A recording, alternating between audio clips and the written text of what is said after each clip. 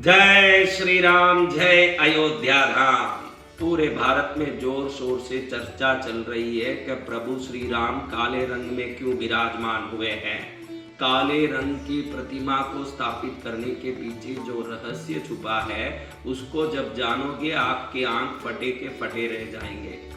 सबसे पहले जब छतरी का आविष्कार हुआ, छतरी को काले रंग में बनाने का निर्णय लिया गया क्योंकि काला रंग तरंगों को अपने तरफ खींचने में सबसे सक्षम होते हैं।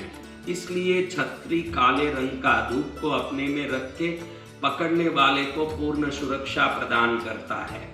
ये काले रंग के भगवान राम की प्रतिमा सामने खड़े होके प्रार्थना करने वाले भक्तों के तरंगों को तुरंत अपने में स्वीकृत करने में सक्षम और मंत्र पूजा के कारण वहां से पुनः आशीर्वाद को लौटाने में भी सक्षम है। इसलिए काला रंग दुनिया का सबसे ताकतवर तरंग आकर्षण का रंग है।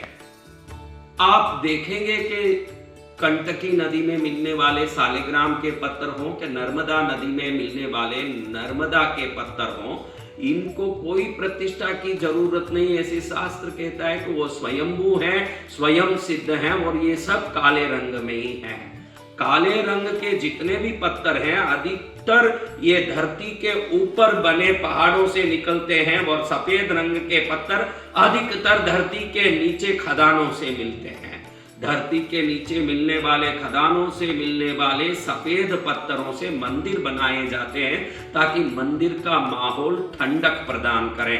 लेकिन जो सफेद पत्थर हैं इससे ज्यादा काले पत्थरों के दो टुकड़े करके जब आप रगड़ोगे तो उसमें से निकलने वाली अग्नि की मात्रा बहुत अधिक गुना में होती है क्योंकि ये काले पत्थर अधिकतर धरती के ऊपर से निकलने वाले पहाड़ों से तोड़े जाते हैं। उसमें जो सूर्य रोशनी की मात्रा अधिक पड़ने के कारण चैतन्य शक्ति इसमें बहुत ही अधिक मात्रा में होती है। ये चैतन्य शक्ति उस प्रतिमा में मंत्रों द्वारा प्राण को देने में बहुत सक्षम होते हैं।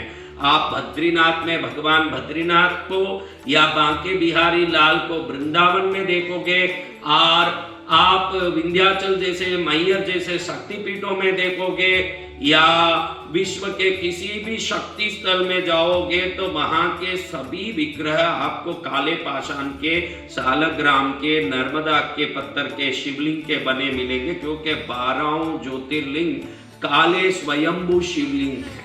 और आप ध्यान दें तो पूरे दक्षिण भारत में सभी विग्रह जितने वैष्णव स्थल हैं, 108 वैष्णव स्थल में अधिक स्थल पूरे दक्षिण में है, पूरे काले पाषाण से बने हैं। 51 शक्तिपीठ में सभी अधिकतर विग्रह पूरे काले पाषाण से बने हैं क्योंकि काले पाषाण में अग्नि की मात्रा और चैतन्य शक्ति बहुत अधिक है जिससे मंत्र पूजा की तरंगों को खींच के भक्तों में शुभता प्रदान करने में काला पत्थर बहुत ही सक्षम है।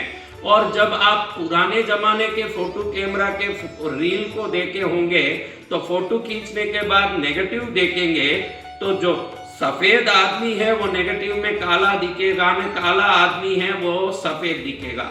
इन विग्रह पूजा का सबसे बड़ा तात्पर्य तो हमारे सनातन धर्म में आत्म ज्ञान और मोक्ष प्राप्ति, आत्म चैतन्य ज्ञान की प्राप्ति ही है।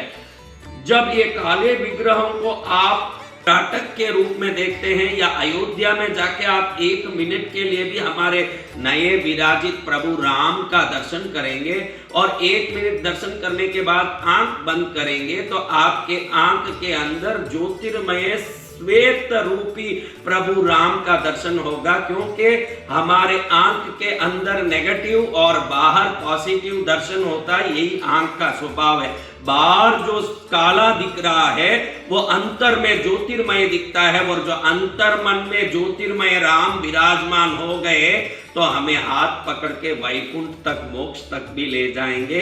काले वर्ण की विग्रह का सबसे बड़ा रहस्यमय शक्ति ये है, देखने वालों को आत्मज्ञान और कुंडलिनी जागरण के द्वारा उनके चैतन्य को उच्च कोटि का बना के उनको मोक्ष तक पहुंचाने की ताकत काले वर्ण के विग्रह करते हैं।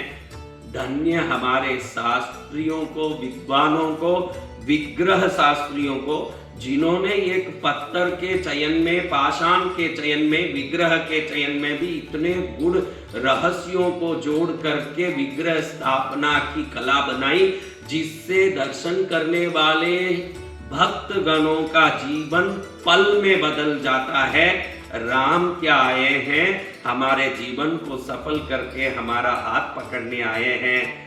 लल्ला राम का दर्शन करते ही मन गदगद हो रहा है। धन्य है उस शिल्पी को जिसने ये अद्भुत विग्रह बनाया है। धन्य उन लोगों को इस मंदिर को बनने के लिए बलिदान दिया, सेवा किया, समर्पण दिया, समय दिया। जय श्री राम, जय अयोध्या धाम।